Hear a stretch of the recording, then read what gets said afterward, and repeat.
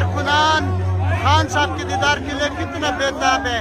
Zaman park से लेकर दादा दरबार से लेकर जमान पार्क तक ये मनाजर आपको दिखा रहा है IK टुडे यूट्यूब चैनल। बदकिस्मती है ना कि इधर जेमर लगा, जेमर की वजह से डेटा पोस्ट नहीं हो सकता है। जब भी जेमर काम छोड़े तो इंशाल्लाह ये मनाजर आपको दिखा रहा है IK टुडे यूट्यूब चैनल।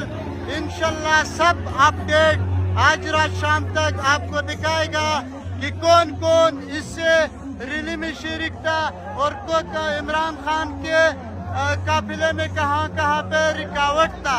ये सब मनाजर, ये सब चीजें आज शाम को IK टुडे यूट्यूब चैनल से बराह रास्त आपको मनाजर दिखा देगा।